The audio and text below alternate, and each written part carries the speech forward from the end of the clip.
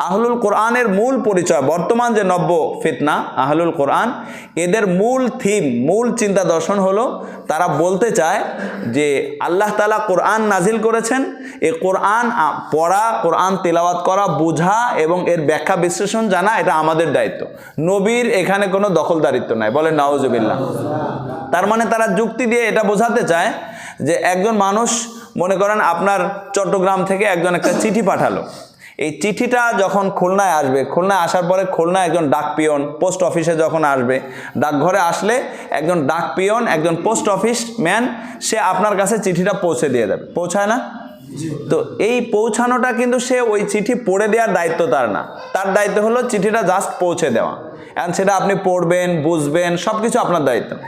ঠিক নাউজুবিল্লাহ, এই আহলুল কোরআনের দাবিদার লোকেরা তারা এটা বলতে চায় যে নবীজি মুহাম্মদ সাল্লাল্লাহু আলাইহি ওয়াসাল্লাম আমাদের কাছে যে কোরআন নিয়ে আসছে, এই কোরআনের ব্যাখ্যা বিশ্লেষণ তার কাছ থেকে আমরা নেব না, আমরা নিজেরা কোরআন পড়ব, নিজেরা কোরআনের তর্জমা পড়ব, অনুবাদ পড়ব, ট্রান্সলেশন করব, এর তর্জমা, তাফসির, ব্যাখ্যা বিশ্লেষণ সব আমাদেরই দায়িত্বে, নবীজির কোনো কথা এখানে চলবে না, বলে নাউজুবিল্লাহ।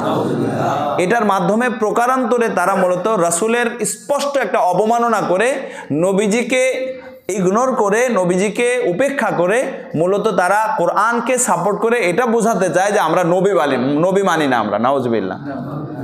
অথচ কোরআনুল কারীমের একাধিক আয়াতের মধ্যে আল্লাহ তাআলা বুঝিয়েছেন যে আল্লাহ তাআলাকে যেমন অনুসরণ করতে হবে, নবীজিকে অনুসরণ করতে হবে। কোরআনুল কারীমের সূরা বাকারার 285 নম্বর আয়াতের মধ্যে আল্লাহ রাব্বুল আলামিন বলেছেন, আমানার রাসূলু বিমা উনজিলা ইলাইহি মির রাব্বিহি ওয়াল মুমিনুন কুল্লুন আমানা বিল্লাহি ওয়া মালাইকাতিহি ওয়া কুতুবিহি ওয়া রুসুলিহি লা নুফাররিকু বাইনা আহাদিম মির রুসুলিহি ওয়া ক্বালু সামি'না ওয়া আতা'না গুফরানাকা রাব্বানা ওয়া ইলাইকাল মাসির। আল্লাহ তাআলা সূরা বাকারার 285 নম্বর আয়াতের মধ্যে আল্লাহ তাআলা বলছেন যে রাসূল ঈমান এনেছেন তার উপরে যেটা নাজিল হয়েছে তার উপরে, এবং সকল মুমিন, সকল ঈমানদার রাসূলের উপরে ঈমান এনেছেন, এবং কুল্লুন আমানা বিল্লাহি ওয়া মালাইকাতিহি, আল্লাহ তাআলা, আল্লাহর রাসূল এবং সকল ঈমানদার তারা সকলেই আল্লাহর উপরে, আল্লাহর ফেরেশতাদের উপরে, আল্লাহ তাআলার নাজিলকৃত কিতাবের উপরে, আল্লাহ তাআলার প্রেরিত সকল রাসূলের উপরে তারা ঈমান এনেছে। এবং তারা বলে লা নুফাররিকু বাইনা আহাদিম মির রুসুলি, আমরা কোনো রসুলের মধ্যে, নবী এবং রসুলদের মধ্যে আমরা কোনো পার্থক্য করি না। তাহলে এই আয়াতের থেকে বোঝা যাচ্ছে যে রসুলকে আমাদের মানতে হবে, রসুলকে আমাদের কি করতে হবে? মানতে হবে। রসুলকে মানতে হবে এই জন্য যে আল্লাহ তাআলা নবীজির কাছে যেটা নাজিল করেছেন সেটার উপরে নবীজি ঈমান এনেছেন এবং সকল ঈমানদাররাও ঈমান এনেছেন। তার মানে আল্লাহ তাআলা নবীজির কাছে যে কোরআন নাজিল করেছেন সেই রসুলকে যেমন মানতে হবে, সে কোরআনকেও আমাদের মানতে হবে, না হলে আমরা ঈমানদার হতে পারবো না। এটা এই আয়াতের থেকে বোঝা যায়। এবং এরই পরিপ্রেক্ষিতে আমাদের কাছে, ঈমানদারদের কাছে নবীজির অনেকগুলো হক আছে, নবীজির অনেকগুলো দাবি আছে। যেমন 1 নম্বর দাবি হলো যে নবীজির উপরে আমাদের ঈমান আনতে হবে, নবীজিকে স্বীকার করতে হবে। যেমন আমরা কালিমা পড়ি লা ইলাহা ইল্লাল্লাহ মুহাম্মাদুর রাসূলুল্লাহ, এটা হলো 1 নম্বর স্বীকারোক্তি।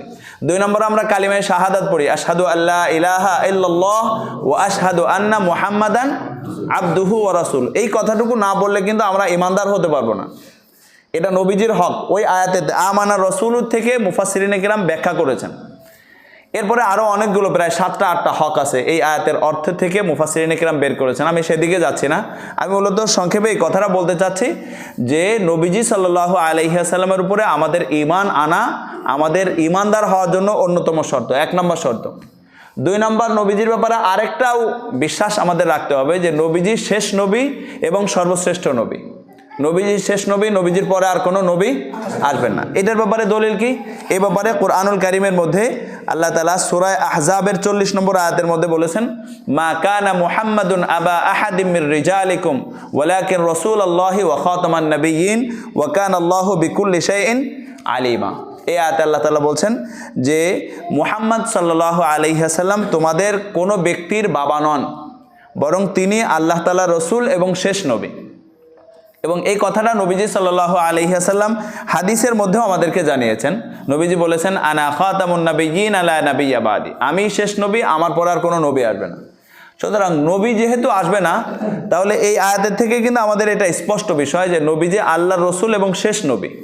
এবং নবীদেরকে পাঠানোর মূল যে উদ্দেশ্য ছিল উম্মাহকে গুমরাহি থেকে হিদায়াতের পথে নিয়ে আসা, কুফুর থেকে ঈমানের পথে নিয়ে আসা, অন্ধকার থেকে আলোর পথে নিয়ে আসা, অসত্য পথ থেকে সত্যর পথে নিয়ে আসা, এই কাজটা যেহেতু নবীদের মাধ্যমে আল্লাহ তাআলা করেছেন, এখন নবীজি যেহেতু আসবেন না, নবীজি শেষ নবী এবং তারপরে আর কোনো নবী আসবেন না, অতএব এই নবী একবার কিয়ামতের আগ পর্যন্ত নবী থাকবেন এবং এই নবীকে আমাদের প্রত্যেকেই মানতে হবে। যদি আমরা না মানি তাহলে কিন্তু আমাদের ঈমান থাকবে না, আমরা কাফের হয়ে যাব। সুতরাং নবীজিকে যে মানতে হবে এটা কি আমাদের কাছে বুঝে আসছে বিষয়টা?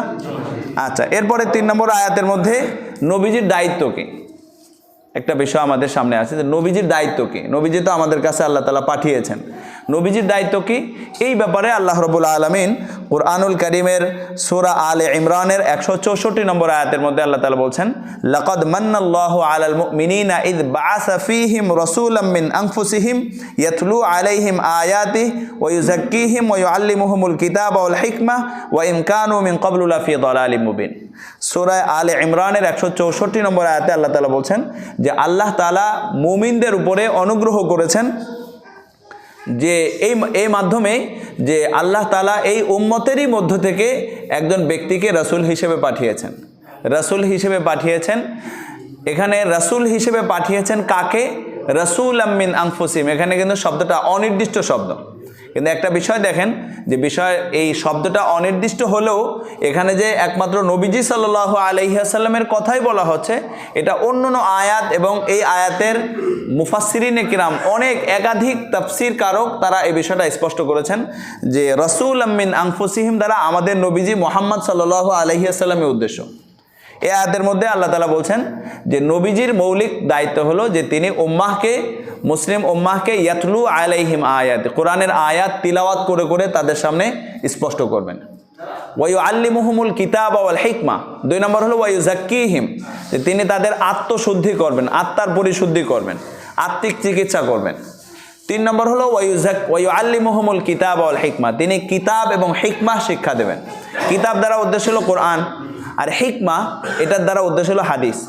তার মানে নবীজি সাল্লাল্লাহু আলাইহি ওয়াসাল্লামের মৌলিক দায়িত্ব হলো যে তিনি কোরআন শিক্ষা দেবেন, আর কি শিক্ষা দেবেন? হিকমা শিক্ষা দেবেন। কি শিক্ষা দেবেন? হিকমা। হিকমার মুফাসসিরিনে কিরাম ব্যাখ্যা করেছেন যে হিকমা দ্বারা উদ্দেশ্য হলো হাদিস, এবং এই হিকমাটা নবীজির নিজস্ব কোনো বিষয় না। আমি পরের আরেক আয়াতে আসছি যে এই হিকমাটাও আল্লাহ তাআলা নবীজিকে শিখিয়েছেন।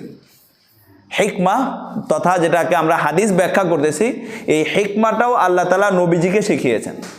সুতরাং কোরআন যদি মানতে হয় তাহলে কিতাবের শিক্ষা তিনি দিবেন, হাদিসেরও শিক্ষা দেবেন, এটা যেমন আমাদেরকে মানতে হবে।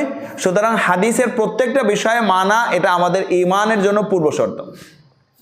এখন কেউ যদি বলে যে হাদিস মানা যাবে না, তাহলে কিন্তু সে মূলত কোরআনকেই মানলো না, কারণ কোরআনে আল্লাহ তাআলা হিকমা তথা হাদিসকে মানার জন্য আদেশ করেছেন। বিষয়টা কি বুঝে আসছে আপনাদের? এই আয়াতের মধ্যে আল্লাহ তাআলা এইভাবে বলেছেন। একই রকমের আরেকটা আয়াত আছে সূরা জুমআ 28 নম্বর পারার সূরা জুমআর মধ্যে দ্বিতীয় আয়াতে আল্লাহ তাআলা বলছেন, হুয়াল্লাযী বাআসা ফিল উম্মিয়িনা রাসূলাম মিনহুম ইয়াতলু আলাইহিম আয়াতিহি ওয়া ইউযাক্কিহিম ওয়া ইউআল্লিমুহুমুল কিতাবা ওয়াল হিকমা ওয়া ইন কানু মিন ক্বাবলু লাফি যালালিম মুবিন।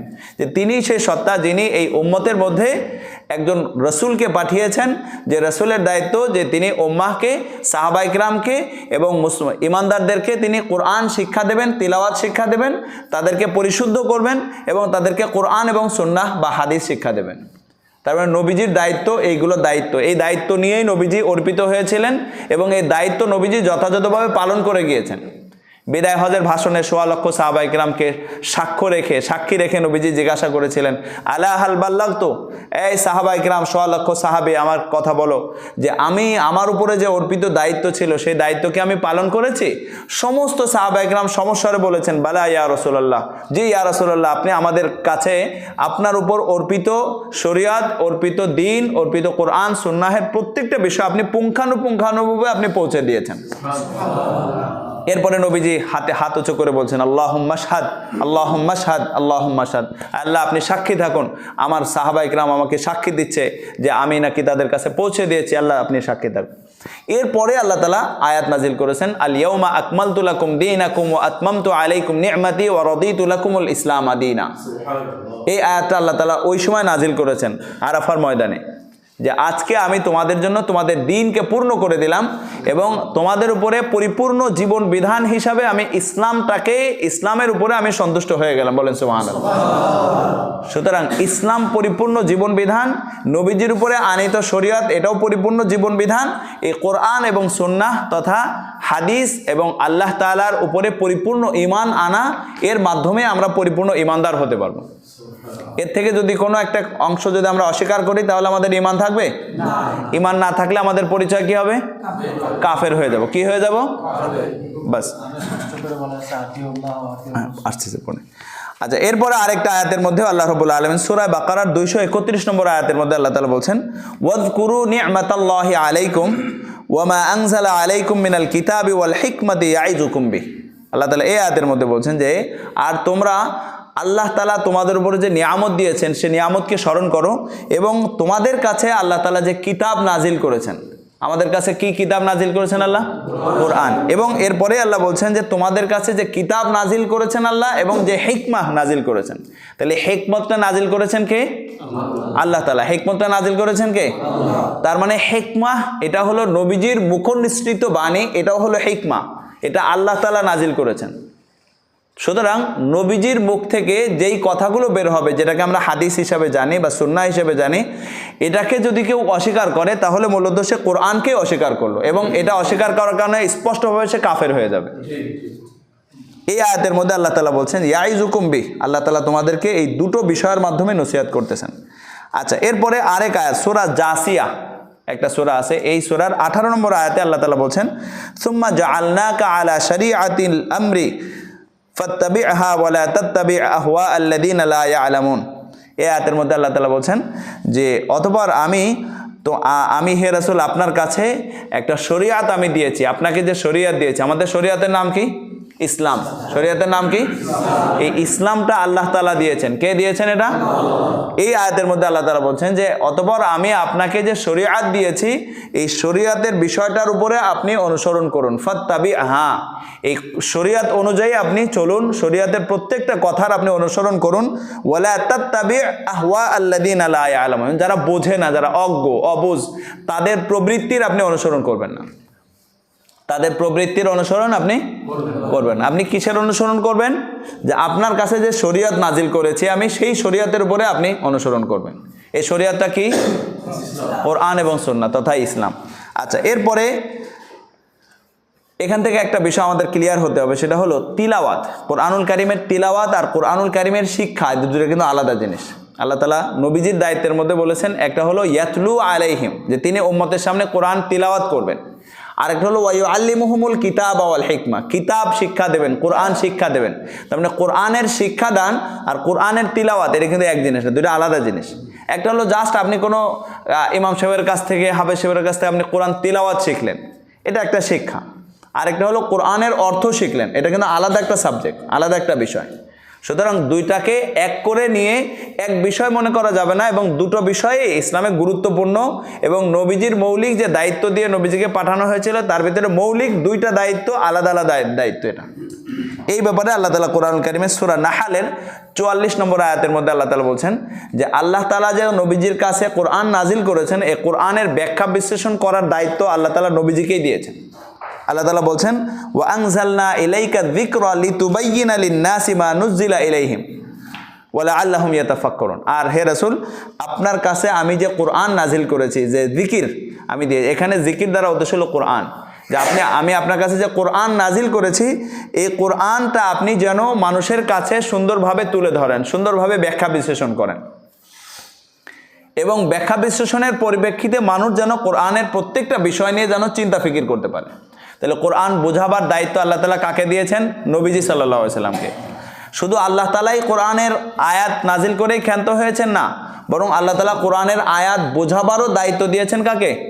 নবীজি সাল্লাল্লাহু আলাইহি। অতএব নবীজি যদি ব্যাখ্যা করে কোনো কথা বলেন, সেটা যদি আমরা কেউ না মানি তাহলে সে কি হয়ে যাবে? কাফের হয়ে যাবে। এর পরবর্তী আয়াতের মধ্যে আল্লাহ তাআলা বলছেন যে নবীজি যে কথাগুলো বলছেন এই কথা নিজের থেকে বলেননি, বরং আল্লাহ তাআলা তার কাছে ওহী পাঠিয়েছেন, ওহীর ভিত্তিতেই তিনি কথা বলতেন। এ ব্যাপারে সূরা নাজমের 3 এবং 4 নম্বর আয়াতে আল্লাহ তাআলা বলছেন ওয়ামা ইয়ানতিকু আনিল হাওয়া ইন হুয়া ইল্লা ওয়াহয়ু ইউহা। আর নবীজি নিজের পক্ষ থেকে কোনো কিছু বলেন না, নিজের পক্ষ থেকে কোনো কিছু বলেন না, বরং তিনি ওই কথাই বলেন যে কথা আল্লাহ তাআলা তার কাছে ওহী হিসেবে পাঠান, সেই কথাই তিনি বলেন। সুতরাং নবীজি কোরআনের আয়াত ছাড়া আর যে কথাগুলো বলতেন এটাও মূলত কোরআনেরই একটা অংশ। এটার ব্যাপারে মুফাসসিরিন ইকরাম বলেন যে ওহী আল্লাহর পক্ষ থেকে প্রত্যাদিষ্ট হওয়া বিষয় হলো দুই ধরনের। একটাকে বলা হয় ওহিয়ে মাতলু, অর্থাৎ তিলাওয়াতকৃত ওহী যেটা কোরআন, আরটা হলো ওহিয়ে গায়রে মাতলু, যেটা তিলাওয়াত করা হয় না কিন্তু সেটাও ওহী, অর্থাৎ সেটা হলো নবীজির হাদিস। সুতরাং ওহী হলো দুই প্রকার, এই উভয় প্রকারই আল্লাহর পক্ষ থেকে নাজিলকৃত, একটা হলো কোরআন আর একটা হলো সুন্নাহ। সুতরাং উভয়টা মানা মানে হলো আল্লাহর পক্ষ থেকে নাজিলকৃত ওহীর উপরে ঈমান আনা। যদি এটার কোনো একটা অংশকে কেউ অস্বীকার করে তাহলে তার পরিচয় কি হবে?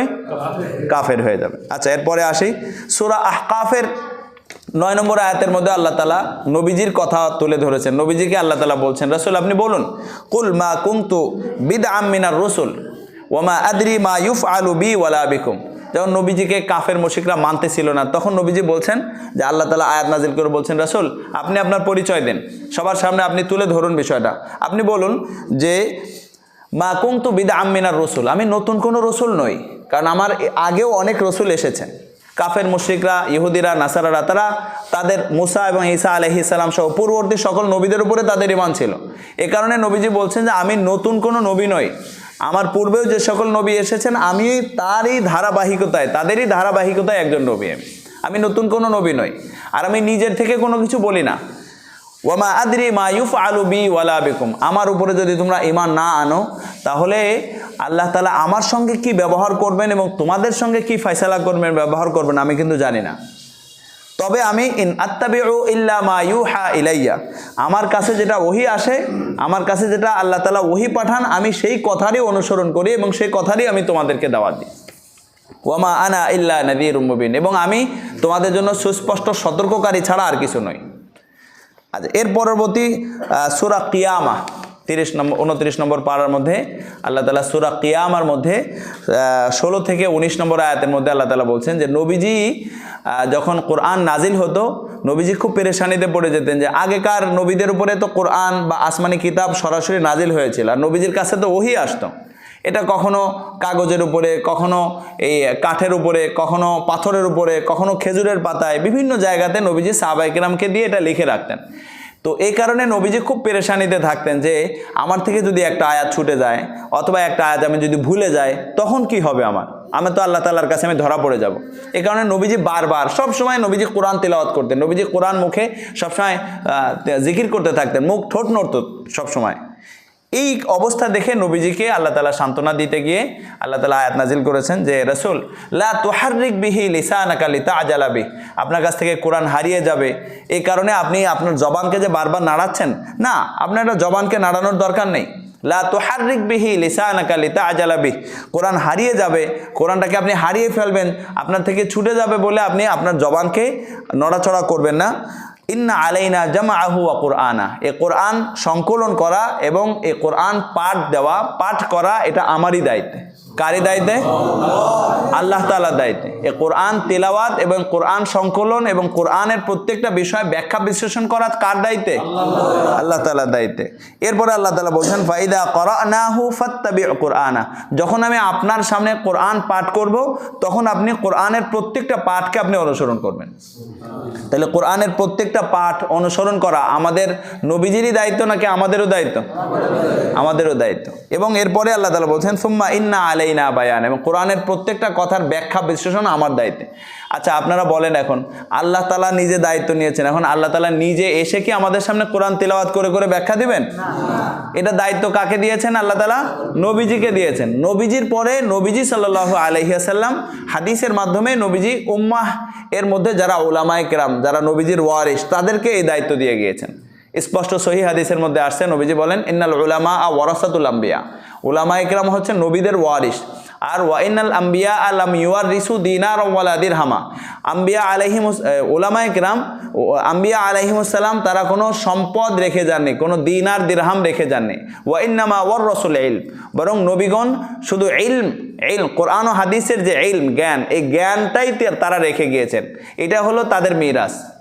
সুতরাং এই মিরাসের দায়িত্ব আল্লাহ তাআলা নবীজি মাধ্যমে উলামায়ে কিরামকে দিয়েছেন। সুতরাং উলামায়ে কিরাম যদি কোরআনের কোনো আয়াতের ব্যাখ্যা আমাদের সামনে তুলে ধরেন, সেটাও মানতে হবে, এটাও কোরআনেরই নির্দেশ। এটা কার নির্দেশ? সুতরাং উলামায়ে কিরাম যদি কোরআনের তাফসির করে আমাদের সামনে তুলে ধরেন, নির্ভরযোগ্য উলামায়ে কিরাম, তাহলে তাদের কথা মানা মানেই হলো কোরআনুল কারীম মানা। এটা কি বুঝে আসছে আমাদের? আচ্ছা, এর পরবর্তী আয়াতের মধ্যে আল্লাহ রাব্বুল আলামিন বলছেন যে নবীকে যদি আমরা না মানি তাহলে কিন্তু আমরা কাফের হয়ে যাব। নবীকে যদি আমরা কোনো বিষয় না মানি তাহলে আমরা কি হয়ে যাব? এ ব্যাপারে দলিল দেখেন, আল্লাহ তাআলা নবীজি সাল্লাল্লাহু আলাইহি সাল্লামকে সূরা আলে ইমরানের 32 নম্বর আয়াতের মধ্যে বলেছেন যে কুল আতিউল্লাহ ওয়ার রাসূল, রাসূল আপনি বলে দেন যে তোমরা আল্লাহকে অনুসরণ করো আর রাসূলকে অনুসরণ করো। কাকে অনুসরণ করো? আল্লাহকে এবং কাকে? তাহলে যদি কেউ রাসূলকে অনুসরণ না করে তাহলে তার কি অবস্থা হবে? কাফের হয়ে যাবে। এটা পরের আয়াতেই আল্লাহ তাআলা বলছেন ফাইন তাওয়াল্লাও, যদি আপনার অনুসরণ করলো কেউ, মানে আমার অনুসরণ করলো কিন্তু আপনাকে কেউ অনুসরণ করলো না, অর্থাৎ পৃষ্ঠ প্রদর্শন যদি কেউ করে, ফাইন্নাল্লাহা লা ইউহিব্বুল কাফিরিন, তাহলে আল্লাহ তাআলা কাফেরদেরকে ভালোবাসেন না। সকল মুফাসসিরিনে কিরাম এই আয়াতের ব্যাখ্যা করতে গিয়ে বলেন যে কেউ যদি আল্লাহর আনুগত্য না করে অথবা রাসূলের আনুগত্য না করে অথবা উভয়ের আনুগত্য না করে অথবা দুজনের যে কোনো একজনের আনুগত্য করে, আল্লাহর আনুগত্য করলো রাসূলের আনুগত্য করলো না, তাহলে ফাইন্নাল্লাহা লা ইউহিব্বুল কাফিরিন দ্বারা উদ্দেশ্য হলো যে আল্লাহ তাআলা কাফেরদেরকে ভালোবাসেন না। তার মানে হলো যে যারা আল্লাহ এবং আল্লাহ রাসূলকে যৌথভাবে অনুগত এবং অনুকরণ করবে না তারা কাফের হয়ে যাবে। তারা কি হয়ে যাবে? কাফের হয়ে যাবে। সুতরাং আহলে কোরআন নামধারী যে সকল ভাইরা বলতে চান যে আমরা হাদিস মানি না, আমরা কোরআন মানি হাদিস মানি না, এই যে ছেলেটা ইমাম সাহেবের ছেলে আগের দিনকে এখানে স্পষ্ট করে বলেছে, আমি নিজেই লিখেছিলাম সে কথা, সে বলেছে যে আমরা একমাত্র সংবিধান হিসেবে মানি হলো কোরআনকে। বলেন নাউজুবিল্লাহ। একমাত্র কোরআনকে যদি কেউ সংবিধান মানে তাহলে তার ঈমান থাকবে? কি হয়ে যাবে সে? স্পষ্ট কথা, কাফের হয়ে যাবে সে। এই আয়াতের মধ্যে আল্লাহ তাআলা বলছেন। এবং অন্য আয়াতের মধ্যে আল্লাহ তাআলা বলেন, আমি কথা শেষ করে দিচ্ছি আর মাত্র 2 মিনিটের মধ্যে, সূরা আহজাবের 36 নম্বর আয়াতের মধ্যে আল্লাহ তাআলা বলছেন, একটা গুরুত্বপূর্ণ একটা বিধান আমাদের জন্য বলেছেন। আল্লাহ তাআলা বলছেন ওয়ামা কানা লিমুমিনিন ওয়ালা মুমিনাতিন ইযা কাদাল্লাহু ওয়া রাসূলুহু আমরান আন ইয়াকুনা লাহুমুল খিয়ারাতু মিন আমরিহিম।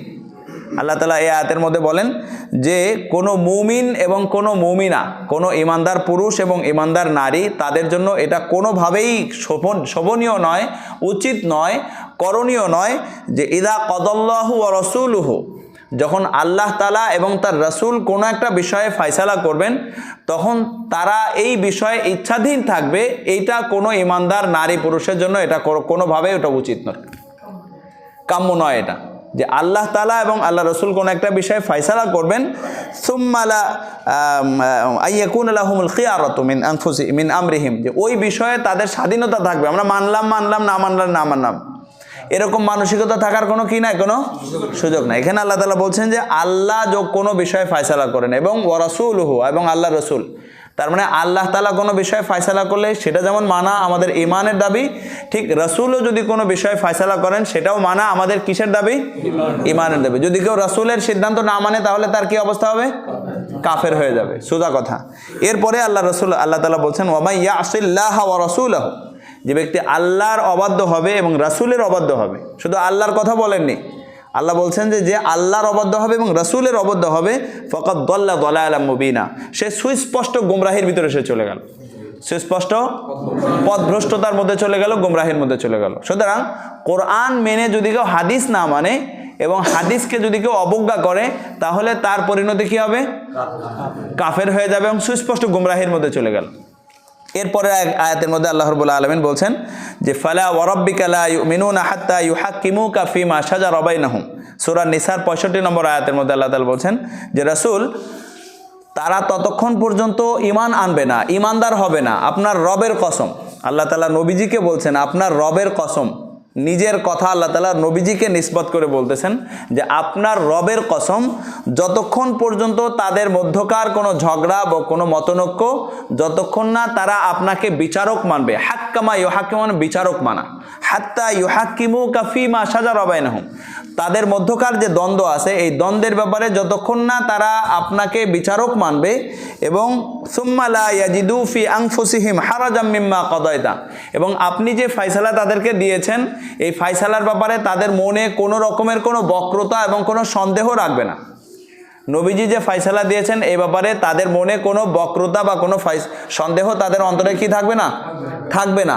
এরকম ওয়াইসাল্লিমু তাসলিমা, এবং পরিপূর্ণরূপে আপনার কথা মেনে নেবে, এটা না মানা পর্যন্ত রাসূল আপনার রবের কসম তারা কোনোভাবেই ঈমানদার হতে পারবে না। কথা কি বুঝে আসছে বিষয়টা? সুতরাং এই পর্যন্ত আমরা যতটুকু শুনলাম, এখান থেকে কি আমাদের কাছে বিষয়টা স্পষ্ট যে কোরআন এবং হাদিস উভয়টাই মানলেই মূলত আমরা ঈমানদার হব? কি বলেন? যদি কোরআন মানলাম হাদিস মানলাম না, তাহলে ঈমান থাকবে? কি হয়ে যাবে? সে কাফের হয়ে যাবে। সুতরাং আমাদের এই বিষয় থেকে আরও অনেক দলিল আছে। আমি এই পর্যন্ত প্রায় 17-18টা আয়াত, সব কোরআনের আয়াত থেকে, যেহেতু তারা বলে যে আমরা কোরআন ছাড়া হাদিস মানে না, এই জন্য কোরআন থেকেই দলিল দিলাম, কোরআন থেকেই দলিল দিলাম। আচ্ছা, তাদের ব্যাপারে সংক্ষেপে একটু কথা বলি। তারা মূলত তাদের পরিচয়টা আমাদের বাংলাদেশে, তাদের পরিচয় হলো আমাদের খুলনা ডুমুরিয়াতে একজন ব্যক্তি আছে ডাক্তার মতিয়ার রহমান। ডাক্তার মতিয়ার রহমান, সে হলো আহলে কোরআনের এক অন্যতম ব্যক্তিত্ব। সে ঢাকায় থাকে। এই পর্যন্ত সে কোরআন, এই আহলে কোরআনের এই ফিতনার ব্যাপারে সে অন্তত 30-এর অধিক ছোট ছোট বই লিখেছে। এমনকি আমার কাছে, আমি একটা কিতাব আপনাদের সামনে এনেছি, যে আমাদের খুলনার আরেকজন ডাক্তার আছে, ডাক্তার মোহাম্মদ শামীম হাসান। এই যে বইটা, ডাক্তার মোহাম্মদ শামীম হাসান, এও মূলত আহলে কোরআনের একজন প্রতিনিধিত্বকারী। সে director Quranic science research centre. বাবা, তুমি ডাক্তার মানুষ, তোমার কাছ থেকে মানুষ ওষুধ নেবে, ডাক্তারের কাছ থেকে আমরা কি নিই? ইঞ্জিনিয়ারের কাছ থেকে আমরা কি নেব? মাস্টার প্ল্যান নেব। আর কোরআন ও হাদিসের ব্যাপারে আমরা সিদ্ধান্ত নেব কার থেকে? উলামায়ে কিরাম থেকে। এটা সোজা হিসাব, এটা সোজা হিসাব। কেউ কি আজ পর্যন্ত শুনেছেন যে একজন বাড়ির মাস্টার প্ল্যান নিতে গেছে একজন ডাক্তারের কাছে? গেছে কোনোদিন? কেউ একজন অসুস্থ হয়ে গেছে, বড় ধরনের কোনো রোগ হয়েছে, সে ইঞ্জিনিয়ার সাহেবের কাছে দৌড়ে চলে গেছে? হয়েছে কোনোদিন? তো ইঞ্জিনিয়ারিং বিষয়ে, মাস্টার প্ল্যানের ব্যাপারে যদি আমরা ইঞ্জিনিয়ারের শরণাপন্ন হই, ডাক্তারি বিষয়ে যদি আমরা ডাক্তারের শরণাপন্ন হই, তাহলে কোরআন হাদিসের কোনো জটিলতা সৃষ্টি হলে আমরা কার কাছে যাব? কেন যাব? যে তারা কোরআন ও হাদিসের বিষয়ে যারা অভিজ্ঞ। এবং এটা কেন যেতে হবে? যুক্তি আসতে পারে। এটার ব্যাপারে সহিহ হাদিসে নবীজি বলেছেন, আলাইকুম বিমুজালাসাতিল উলামা, দেখো তোমাদের দায়িত্ব হলো, আমি তো চলে যাচ্ছি, আমার পরে আর কোনো নবী আসবে না, আমিও আসবো না, তোমাদের দায়িত্ব হলো উলামায়ে কিরামের মজলিসে যাও, ওয়াস্তিমাই কালামিল হুকামা, এবং যাদেরকে হিকমত দেওয়া হয়েছে অর্থাৎ হাদিসের জ্ঞান দেওয়া হয়েছে তাদের কথা মনোযোগের সঙ্গে শোনো। সুতরাং আমরা ইমাম সাহেবরা এখানে যে কোরআন হাদিসের ব্যাখ্যা দিচ্ছি, এটা যদি সঠিক ব্যাখ্যা হয় তাহলে সেটা মানাও কিন্তু কোরআনেরই একটা ফয়সালা। কারণ কি? আল্লাহ তাআলা কোরআন মানতে বলেছেন, কোরআন না মানলে ঈমান থাকবে না। আর নবীজিকে মানতে হবে, এটা কোরআনে এসেছে। আল্লাহ তাআলা বলছেন, মা আতাকুমুর রাসূলু ফাখুযুহু ওয়া মা নাহাকুম আনহু ফান্তাহু, যে রাসূল তোমাদের কাছে যা এনেছেন তোমরা সেটা গ্রহণ করো, আর যা থেকে বিরত থাকতে বলেছেন তা থেকে তোমরা বিরত থাকো। তাহলে হাদিস মানতে হবে, এটাও কিন্তু কোরআনের ফয়সালা। হাদিস মানতে হবে, এটাও কার ফয়সালা? এবং নবীজি হাদিসের মধ্যে বলেছেন, দেখো তারাকতু ফিকুম আমরাইন লান তাদিল্লু মা তামাসসাকতুম বিহিমা কিতাবাল্লাহি ওয়া সুন্নাত রাসূলি। নবীজি বিদায় হজের ভাষণে বলে গেছেন, দেখো আমি তোমাদের মাঝে দুটো বস্তু রেখে যাচ্ছি, এই দুটো বস্তু যতদিন তোমরা আঁকড়ে ধরবে ততদিন তোমরা পথভ্রষ্ট হবে না। একটা হলো আল্লাহর দেওয়া কিতাব কোরআন, এবং ওয়া সুন্নাত রাসূলি, রাসূলের সুন্নাহ, রাসূলের কি? সুতরাং আমাদের দায়িত্ব হবে কোরআন যেমন মানতে হবে, নবীজির সুন্নাহ বা হাদিসও আমাদের মানা জরুরি। যদি আমরা না মানি তাহলে আমাদের কি থাকবে না? ঈমান থাকবে না। এটা যে আসলে আহলে কোরআন যে মানে না, পুরো মানে যে মানে হাদিস, এখানে যে কটা আনছে একটাও হাদিসের বিষয় কিছু না। এই দেখেন এখানে এই যে বললাম যে ওই আহলে কোরআনের একজন প্রমোটকারী একজন ডাক্তার, সেও কিন্তু এই হাদিসটাকে করে নিয়ে আসছে যে বিদায় হজের ভাষণে আমি যে হাদিস পড়লাম এটা হলো নবীজি বুখারী ও মুসলিম শরীফের হাদিস। অথচ এইখানে এই আহলে কোরআন সে মানুষকে বিভ্রান্ত করার জন্য একটা হাদিস নিয়ে আসছে যে কদ তারাকতু ফীকুম মা লান তাদিল্লু বাদাহু ইন ইতাসামতুম বিহি কিতাবাল্লাহ, শুধু কিতাব আল্লাহর কথা বলেছে সে, যে আর জেনে রাখো আমি তোমাদের মাঝে ছেড়ে যাচ্ছি এমন এক বস্তু যা মজবুতভাবে ধারণ করলে তোমরা কখনোই পথভ্রষ্ট হবে না, আর সেটা হলো আল্লাহর কিতাব। অথচ নবীজির হাদিসকে কিন্তু এখান থেকে অস্বীকার করা হলো। তো নবীজির হাদিসকে যদি কেউ অস্বীকার করে তাহলে তার পরিচয় কি? কাফের। আরো স্পষ্ট করে বলেন তার পরিচয় কি? কাফের। সুতরাং আহলে কোরআন নামে বর্তমান যে ফিতনা চলছে, এই ফিতনার যারা দায়িত্বশীল বর্তমান প্রতিনিধিত্ব করছে তার মধ্যে খুলনার একজন ডাক্তার মোহাম্মদ শামীম হাসান, আরেকজন ব্যক্তি সে ঢাকায় থাকে, তার বাড়ি হলো ডুমুরিয়ায়, ডাক্তার মতিয়ার রহমান। 30-এরও অধিক বই সে লিখেছে কোরআনের উপরে, আহলে কোরআনের উপর। আমি অনেকগুলো বই আমি পড়েছি এবং এটা পরিপূর্ণভাবে ইহুদিদের প্রতিনিধিত্ব করেই মূলত তারা কাজ করে যাচ্ছে। বলবেন যে এটা কিভাবে সম্ভব? এটা সম্ভব এই জন্য যে তাদের আরেকজন বড় একজন নেতা, তাদের আহলে কোরআনের একজন প্রমোটকারী, তার নাম হলো আবু সাঈদ খান। এই আবু সাঈদ খান প্রায় 500 পৃষ্ঠার একটা বই লিখেছে, প্রকৃত ইসলাম। এই প্রকৃত ইসলামের প্রত্যেকটা পাতায় পাতায় সে কোরআনকেই শুধু হাইলাইট করে, হাদিসকে অস্বীকার করে মানুষকে এক বিভ্রান্তির ভিতরে সে ফেলে দেওয়ার এক ঘৃণ্য এক চক্রান্তের ভিতরে সে লিপ্ত। এই বইয়ের মধ্যে সে বলেছে যে বুখারী শরীফ, মুসলিম শরীফ এটা কোনো মানাই যাবে না, এবং এর ভিতরে বিভিন্ন রকমের অশ্লীল এবং বিভিন্ন কিচ্ছা কাহিনীতে ভরপুর, বলে নাউজুবিল্লাহ। অথচ হাদিসের মধ্যে নবীজি সাল্লাল্লাহু আলাইহি ওয়াসাল্লাম সকল মুহাদ্দিসিনে কিরাম বলেছেন যে কোরআনের পরে সবচেয়ে বিশুদ্ধ কিতাব হলো বুখারী এবং মুসলিম, বুখারী শরীফ এবং মুসলিম শরীফ। সেই হাদিসের নির্ভরযোগ্য বিশুদ্ধ হাদিসের কিতাবের ব্যাপারে উম্মতের সাধারণ সরল সহজ মানুষের ভিতরে যারা বিভ্রান্তি ছড়াতে চায় তাদের ব্যাপারে আমাদের ইমাম পরিষদের সুস্পষ্ট সিদ্ধান্ত যে আহলে কোরআন নামে যে ফিতনা চলছে এটা সুস্পষ্ট গোমরাহি এবং কুফুরের দিকেই তারা রাখছে, এবং এই তাদের খপ্পরে পড়ে তাদের কথা যদি কেউ মানে তাহলে তাদের ঈমান থাকবে না, সরাসরি কাফের হয়ে যাবে, বলে নাউজুবিল্লাহ। তো আপনারা কি চান যে আপনাদের এলাকায় আহলে কোরআন নামে কোনো ফিতনা মাথাচাড়া দিয়ে উঠুক? সুস্পষ্টভাবে আমরা এই ব্যাপারে আমাদের সিদ্ধান্ত যে আমাদের ইমাম সাহেব, এই মসজিদের ইমাম সাহেব, তিনি আজকে খালেজ দিলে তওবা করবেন। আমার এই কথা থেকে কি আপনাদের আর কোনো অস্পষ্টতা আছে কোনো বিষয়? তাদের ব্যাপারে সংক্ষিপ্ত কথা হলো, তাদের মৌলিক 1 নম্বর বিশ্বাস হলো যে কোরআন মানতে হবে, হাদিস মানা যাবে না, এলো 1 নম্বর কথা। 2 নম্বর, হাদিসের বিশুদ্ধ কিতাবের ব্যাপারে তাদের বক্তব্য হলো বুখারী শরীফ এবং মুসলিম শরীফ এটা সম্পূর্ণ কিচ্ছা কাহিনী এবং অশ্লীল বিষয় দিয়ে ভরা। এরপরে সে ওই তার বইয়ের মধ্যে বিভিন্ন রকমের তথ্য, আপনারা অনলাইনে ডক্টর ইনায়াতুল্লাহ আব্বাসীর সাথে এই বইয়ের লেখক আবু সাঈদ খানের একটা ডিবেট আছে। ওই মানে ডক্টর ইনায়াতুল্লাহ আব্বাসী সাহেবের সে ইয়েতে গিয়েছিল, তার খানকায় গিয়েছিল, তার অফিসে যাওয়ার পরে সেই বিষয় বিস্তারিত প্রায় 1 ঘন্টা 23 মিনিটের একটা আলোচনা আছে। সেখান থেকে আপনারা দেখলে বিষয়গুলো বুঝে আসবে আপনাদের, সেখানে আরও বিস্তারিত আলোচনা ওখানে তুলে ধরা হয়েছে। যাই হোক, আমরা আলোচনা শেষ করছি। তো আমাদের এই আলোচনা থেকে কি আমাদের কাছে বিষয়টা স্পষ্ট যে আহলে কোরআন নামে যে ফিতনা এটা সুস্পষ্ট ঈমান বিধ্বংসী একটা ফিতনা? এটা কি স্পষ্ট হয়েছে? সুতরাং আহলে কোরআন নামে কোনো ফিতনা আমাদের এই এলাকায় এবং পুরো ইউনিয়নের কোনো জায়গাতে আমরা মাথাচাড়া দিয়ে উঠুক এটা আমরা চাই না, কি বলেন? যদি কোনো জায়গায় এরকম কোনো ফিতনা মাথাচাড়া দিয়ে ওঠে তো আপনাদের দায়িত্ব হবে, ঈমানি দায়িত্ব হবে তাদেরকে তওবা করার জন্য তাদেরকে আহ্বান করা। যদি তওবা না করে তাহলে তাদেরকে এলাকা ছাড়া করা। ঠিক আছে না ইনশাআল্লাহ? সে যেই হোক না কেন, ঈমানের পরে আর কোনো কথা নেই। ঈমানের পরে আমার আব্বাও যদি আমাকে ঈমানের বিরোধী কোনো কথা বলে, আমার ছেলেও যদি ঈমান বিরোধী কোনো কথা বলে, তাহলে কি আমরা তাকে মানবো? মানার সুযোগ আছে কোনো? সুতরাং এই ইমাম সাহেবের ছেলে যে আবু জাফর, সে আমাদেরকে গত সোমবার যে চ্যালেঞ্জ দিয়েছিল, সেই চ্যালেঞ্জে আজকে সে এখানে উপস্থিত না হওয়াটাই, সে যে কুফুরি মতবাদের উপরে আছে এবং সে যে ভ্রান্ত মতবাদের উপরে আছে এই বিষয়টা স্পষ্ট, কি বলেন? স্পষ্ট না এই বিষয়টা? আমরা ইমাম পরিষদের থেকে এটা সিদ্ধান্ত আপনাদেরকে জানাচ্ছি যে এই ধরনের কোনো রকমের কোনো প্রোপাগান্ডা, কোনো রকমের প্রতারণা এবং ধোঁকাবাজি এখানে এই ইউনিয়নের ভিতরে চলতে দেওয়া হবে না ইনশাআল্লাহ। যদি এটা প্রতিহত করতে হয় আমরা রাজি আছি না ইনশাআল্লাহ? যদি ইমাম পরিষদ আপনাদেরকে কখনো ডাকে আপনারা যেতে রাজি আছেন না ইনশাআল্লাহ?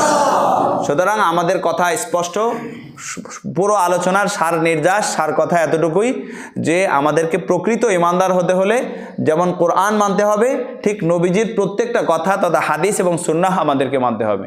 এটা যদি আমরা না মানি তাহলে ইমান পরিপূর্ণ হবে না। জি বলেন। জি, আসসালামু আলাইকুম।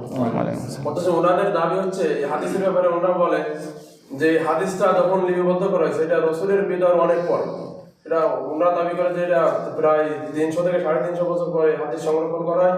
সুতরাং এই যে সেই রসুলের সঠিক বাণী এটার সত্যতা তারা মানে না। আচ্ছা, এটার ব্যাপারে এই যুক্তি দেখায়। জি, এটার ব্যাপারে আমরা বলি, দেখেন আমরা যে কোরআনুল কারীম আমাদের কাছে আছে না, এই যে কোরআনুল কারীম, একটা কোরআনুল কারীম নিয়ে আসেন। এই যে কোরআনুল কারীম যেটা আমাদের হাতে আছে, এটা কিন্তু নবীজি যখন ইন্তেকাল করেছেন, এই কোরআন কিন্তু নবীজির ইন্তেকালের সময় এই কোরআন লিপিবদ্ধ ছিল না। যে কোনো একটা কোরআন শরীফ দেন, দেখেন কোরআনুল কারীমের মধ্যে আল্লাহ তাআলা প্রথমেই সূরা বাকারার একেবারে প্রথম আয়াতের মধ্যে আল্লাহ তাআলা বলছেন আলিফ লাম মিম যালিকাল কিতাবু লা রাইবা ফি, যে আলিফ লাম মিম, যে এটা এমন একটা কিতাব যার মধ্যে কোনো কি নাই, সন্দেহ নাই। এই যে কিতাব বলা হয়, যে কিতাব কাকে বলা হয়? কিতাব বলা হয় যেটা দুইটা মলাটের মধ্যে কিছু কাগজ থাকবে, সে কাগজের মধ্যে লিপিবদ্ধ একটা বিষয়ের উপরে লেখা থাকবে, এটাকে কি বলা হয়? কিতাব বলা হয়। তাহলে এটা হলো কোরআনুল কারীম, এটাও আল্লাহর কিতাব। এটা কার কিতাব? তো নবীজি যখন ইন্তেকাল করেছেন তখন কিন্তু এটা কোরআনুল কারীম এই দুই মলাটের ভিতরে ছিল না। এটা আমাদের ইতিহাস জানা থাকলে বিষয়টা ক্লিয়ার হবে। এরপরে নবীজি সাল্লাল্লাহু আলাইহি সাল্লাম যখন ইন্তেকাল করেছেন, হযরত আবু বকর রাদিয়াল্লাহু আনহু যখন খলিফা হয়েছেন, তো এক যুদ্ধে অনেক হাফেজ সাহাবী তারা শহীদ হয়েছেন। তখন হযরত ওমর রাদিয়াল্লাহু আনহু, এটা হাদিসের মধ্যে আসছে, হযরত ওমর রাদিয়াল্লাহু আনহু তখন আবু বকর রাদিয়াল্লাহু আনহুকে বুঝিয়েছেন, আমিরুল মুমিনিন, অনেক সাহাবী তো ইন্তেকাল করে যাচ্ছেন, অনেক সাহাবী শহীদ হয়ে গেছেন, এখন যদি কোরআন সংকলন না করা হয় তাহলে কোরআনের অনেক আয়াত হারিয়ে যাওয়ার আশঙ্কা আছে, অনেক আয়াত ছুটে যাওয়ার এবং বিচ্ছিন্ন হয়ে যাওয়ার আশঙ্কা রয়েছে। তখন আবু বকর রাদিয়াল্লাহু আনহু দেখেন যে তারা ঈমানের উপরে কতটা মজবুত ছিলেন। আবু বকর রাদিয়াল্লাহু আনহুর কথা হলো যে তুমি যেটা বলছো কোরআন সংকলন করা এটা ভালো কাজ, কিন্তু নবীজি তো এটা করে যাননি, অতএব আমি করতে পারবো না। কাজটা ভালো, কিন্তু তারপরে নবীজি যেহেতু করেননি অতএব আমি করতে পারবো না। তাহলে তারা দ্বীনের মধ্যে নবীজি যে কাজ করেননি সেই কাজ যেন দ্বীনের মধ্যে শরিয়াতের ভিতরে না প্রবেশ করে, এটার ব্যাপারে তারা কতটা কঠোর ছিলেন, যে কাজটা কোরআন মলাটবদ্ধ হোক, এটা ভালো কাজ না? এটা না হলে কি আমরা কোরআন পেতাম আজকে? এই কাজটা ভালো কাজ নবীজি করেননি বলে তিনি রাজি হচ্ছেন না। পরে হযরত ওমর রাদিয়াল্লাহু আনহু অনেক বুঝাইছেন যে দেখেন এটা আসলে কিন্তু জরুরি বিষয়, যদিও নবীজি করে যাননি, কিন্তু আল্লাহ তাআলার ইচ্ছা কিন্তু যে এটা একসময় কিতাব আকারে হবে, কারণ আল্লাহ তাআলা বলছেন যালিকাল কিতাব, কিতাব বলা হয় যেটা দুই মলাটের মধ্যে থাকে। তো এখন যেহেতু মলাট নাই, তাহলে মলাটবদ্ধ করার দায়িত্ব কিন্তু আমাদের। এই কারণে যখন ওমর রাদিয়াল্লাহু আনহু আবু বকর রাদিয়াল্লাহু আনহুকে বারবার বোঝালেন, তারপরে এক পর্যায়ে তিনি বুঝলেন। বোঝার পরে নবীজির ওহী লিপিবদ্ধকারী সাহাবীর সংখ্যা ছিল 10 জন। 10 জন কাতেবে ওহী ছিলেন, তার ভিতরে একজন ছিলেন হযরত যায়েদ রাদিয়াল্লাহু আনহু। তিনি যুবক মানুষ, তাকে ডাকলেন, ডেকে তখন বললেন যে তুমি যুবক মানুষ, তুমি কোরআনের এই সংকলনটা তুমি তৈরি করো। সব জায়গায় কার কার কাছে, অমুক সাহাবীর কাছে আছে, অমুক জায়গা আছে, পাথরের উপরে লেখা আছে, অমুক কাঠের উপরে আছে, অমুক জায়গা আছে, সবার কাছ থেকে নিয়ে একটা মলাটবদ্ধ করো, একটা জায়গায় সংকলন করো। তিনিও রাজি হলেন না, বললেন না, নবীজি যেটা করে যান আমি এটা করবো না। তারপরে তাকে বোঝানোর পরে তিনি রাজি হয়েছেন। এইভাবে এই কার্যক্রম শুরু হয়েছে। আবু বকর রাদিয়াল্লাহু আনহু জামানা শেষ হয়ে গেছে, এরপরে ওমর রাদিয়াল্লাহু আনহু জামানাও শেষ হয়ে গেছে, এর মধ্যে কাজ চলমান, কোরআন সংকলনের কাজ চলমান। এরপরে হযরত ওসমান রাদিয়াল্লাহু আনহুর জামানায় এই কোরআন সংকলনের এই কাজটা পরিসমাপ্তি হয় এবং এই কাজটা সুন্দরভাবে কমপ্লিট হয়, বলেন সুবহানাল্লাহ। তাহলে এই কোরআনটা আমরা পেয়েছি হযরত ওসমান রাদিয়াল্লাহু আনহু জামানায় এসে, আবু বকর রাদিয়াল্লাহু আনহু জামানায়ও না, ওমর রাদিয়াল্লাহু আনহু জামানায়ও না। এখন কেউ যদি বলে যে ইসলামের তৃতীয় খলিফা ওসমান রাদিয়াল্লাহু আনহু সংকলিত, এর ভিতরে অনেক ভুল ত্রুটি আছে, এটা বলা যাবে?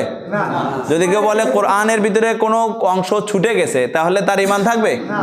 কিন্তু এই কাজটা কে করেছেন? নবীজি করেছেন না, আবু বকর রাদিয়াল্লাহু আনহু করেছেন, ওমর রাদিয়াল্লাহু আনহু করেছেন।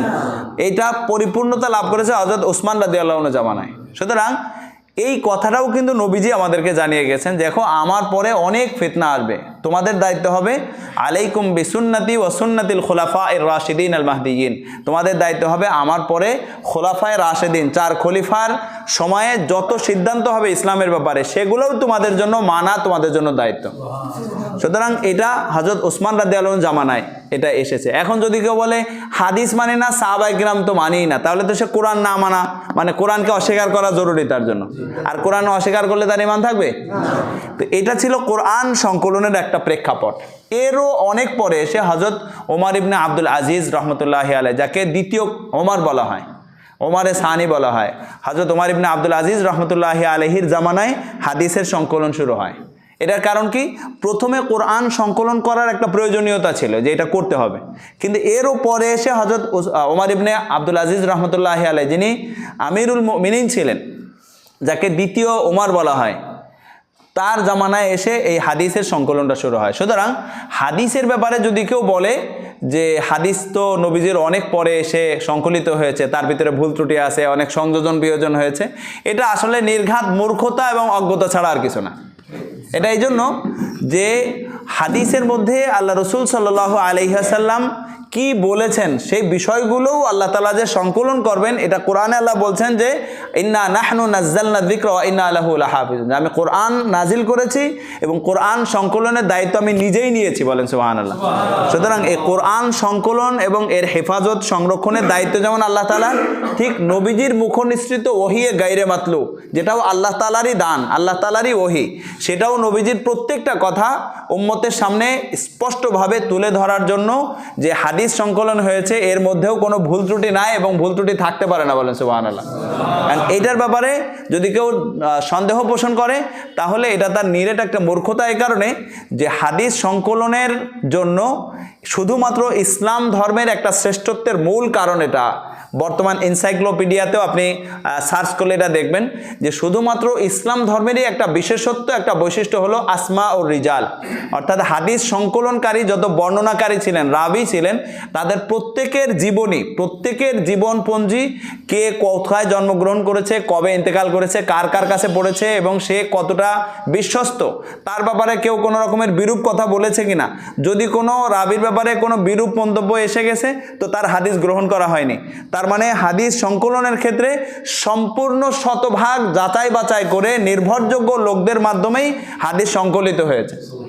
সুতরাং হাদিস সংকলন হওয়ার এই বিষয়টাও, এটাও আল্লাহ প্রদত্ত এবং সাহাবায়ে কিরামের মানে কিবারে আসহাব যারা ছিলেন তাদেরই সিদ্ধান্ত ক্রমেই মূলত এই হাদিস সংকলিত হয়েছে। সুতরাং হাদিসকে যদি কেউ কটাক্ষ করে এবং হাদিসকে যদি কেউ অস্বীকার করার জন্য এই জাতীয় দুর্বলতামূলক এবং সন্দেহজনক কোনো কথা বলে, এই কথাটা মূলত আসমা ও রিজাল, অর্থাৎ সকল বর্ণনাকারীদের যে জীবনপঞ্জি আছে এই ব্যাপারে তার অজ্ঞতার কারণে সে কথা বলে থাকে।